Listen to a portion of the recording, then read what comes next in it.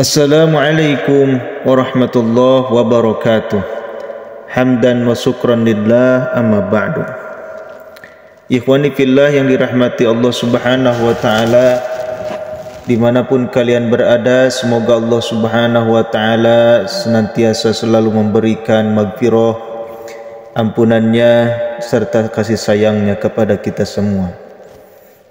Dan semoga Allah subhanahu wa ta'ala selalu menjadikan kita hamba yang taat, hamba yang selalu mengamalkan agama, hamba yang selalu istiqamah di dalam amal agama.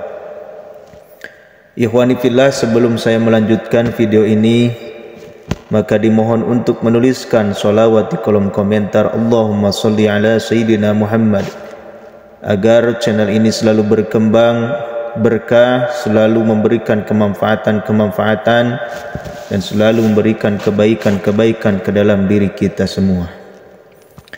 Ikhwani fillah yang dirahmati Allah subhanahu wa ta'ala, ayat kursi merupakan bagian dari surat Al-Baqarah ayat ke-255. Bacaan doa ayat kursi menjadi salah satu bacaan yang diagungkan dan memiliki derajat yang paling tinggi di antara bacaan doa lainnya. Semua surat yang ada di Al-Quran sejatinya memang dimuliakan, namun ayat kursi memiliki kedudukannya sendiri. Seperti yang kita tahu bahwa ayat kursi memang dianjurkan untuk dibaca dan sangat baik dibaca saat selesai sholat fardu, sebelum tidur, menjelang pagi dan sore hari.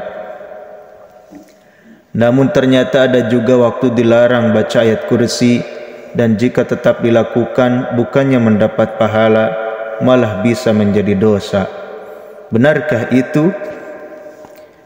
Menghimpun dari berbagai sumber berikut ini waktu dilarang baca ayat kursi yang perlu kamu ketahui. Yang pertama, saat ruku dan sujud di dalam sholat. Ayat kursi ternyata dilarang untuk dibaca saat kita sedang melakukan ruku dan sujud di dalam sholat. Larangan tersebut ditegaskan oleh Rasulullah SAW dalam sebuah hadis yang artinya, Rasulullah melarangku membaca Al-Quran saat ruku dan sujud. Hadis riwayat Muslim. Sudah jelas bahwa ayat kursi dilarang dibaca saat ruku dan sujud karena merupakan bagian dari ayat di dalam Al-Quran, sehingga jangan membaca ayat kursi di dua gerakan sholat tersebut. Yang kedua, saat berada di toilet atau kamar mandi.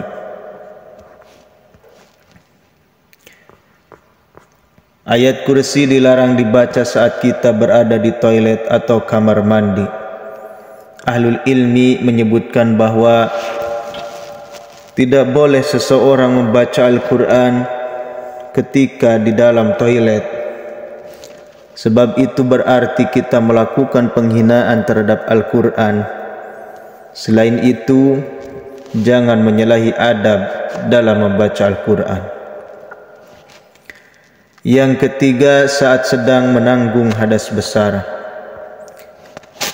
Waktu selanjutnya yang dilarang untuk membaca ayat kursi adalah saat kita sedang menanggung hadas besar. Hadas besar yang dimaksud adalah saat sedang junub, haid atau nifas. Haram hukumnya untuk kita membaca Al-Quran termasuk ayat kursi dalam keadaan menanggung hadas besar, kecuali membacanya di dalam hati.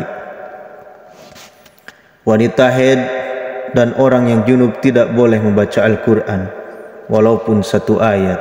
Hadis riwayat Imam Tirmidzi dan Ibnu Majah. Yang keempat, sedang mengantuk. Selanjutnya, saat sedang mengantuk ternyata kita dilarang untuk membaca ayat kursi. Imam Nawawi menyebut bahwa makruh hukumnya membaca Al-Quran meski hanya membaca ayat kursi saat kita sedang mengantuk. Hal tersebut bertujuan untuk menjaga kemungkinan kesalahan membaca sehingga merusak atau merubah bacaan dalam ayat Al-Quran. Apabila salah satu dari kalian bangun malam sehingga bacaan Al-Qur'annya menjadi kacau sampai dia tidak sadar apa yang dia baca, hendaknya dia tidur. Hadis riwayat Imam Nawawi, Muslim, dan Ibnu Majah. Ikhwani fillah yang dirahmati Allah Subhanahu wa taala, kita telah mendengarkan yakni 4 larangan atau 4 waktu dilarang membaca ayat kursi. Maka oleh karena itu, marilah kita semua menjauhkan dari 4 waktu tersebut. Janganlah kita membaca ayat kursi di dalam waktu 4 tersebut.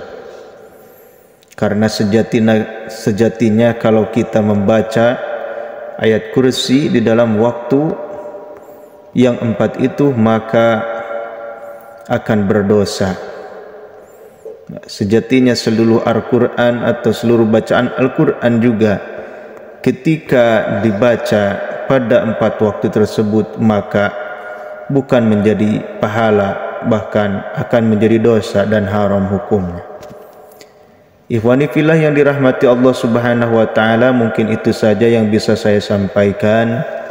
Semoga Allah Subhanahu wa taala menjauhkan diri kita dari 4 waktu tersebut. Billahi taufiq wal hidayah. Wassalamualaikum warahmatullahi wabarakatuh.